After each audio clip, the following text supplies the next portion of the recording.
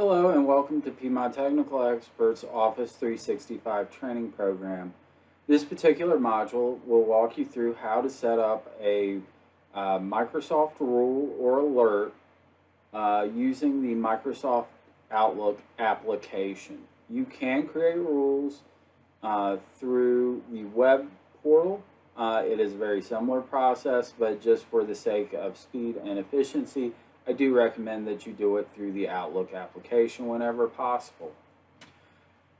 Okay, so I have my Microsoft Outlook open, and I'm going to click on File, and I'm going to look at Rules and Alerts. But before I do that, there is some good information here. First, automatic replies. So if you're going out on vacation or you're going to be away from your email, it's good to be able to set automatic replies, and you do this under the File menu. Again, as far as tools go, you can see that your current usage of your mailbox is how much free and used. Depending on the plan size that you have, your mailbox will either be 50 gigs or 100 gigs in storage size. If there are specific add-ons and things like that, you would manage them here and here. But let's go into Manage Rules and Alerts. As you can see, I already have quite a few rules created, so I'm going to create a new rule. And I'm going to do so from a blank rule. So the first thing is I want to move messages from someone to a folder, and I do next. From specific people or group, and I just click down here, and if that person's name isn't in my address book, I can just type in this person's email address, so js@ace-hti.com, and I do OK. So if the person, js@ace-hti.com, sends me an email message, I want to move it to a specific folder. And what I will do is I will expand the vendors folder because he is a vendor of ours, and I do new. And it's going to create that folder underneath vendors. And I'm just going to call this ACE-HTI. And that is selected, and I click OK. And I do next.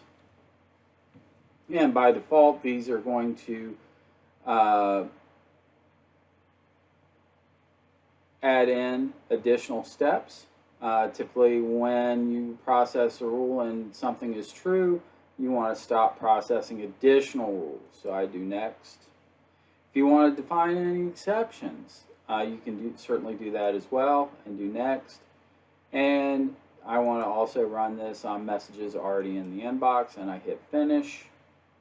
And right now it's scanning my inbox for any emails from js@ace-hti.com.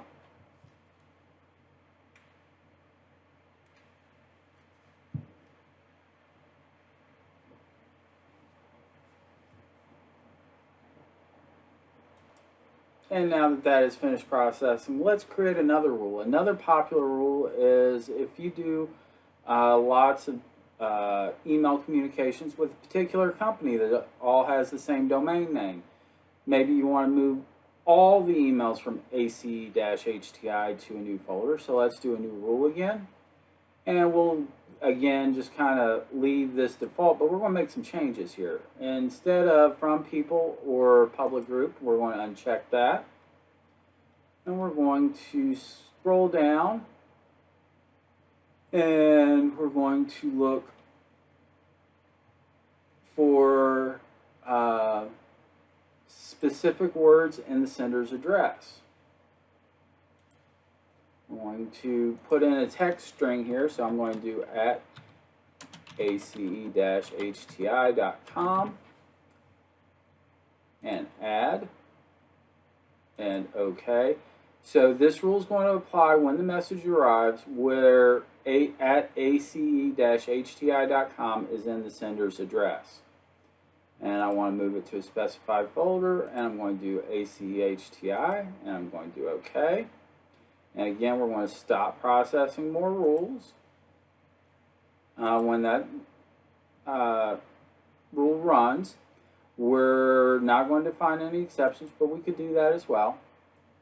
And again, I'm going to turn this for messages already in the inbox, and I'm going to hit finish. And it will process that rule and start moving anyone else from this company into that folder. Alright, now that that rule is finished processing, we're going to click OK.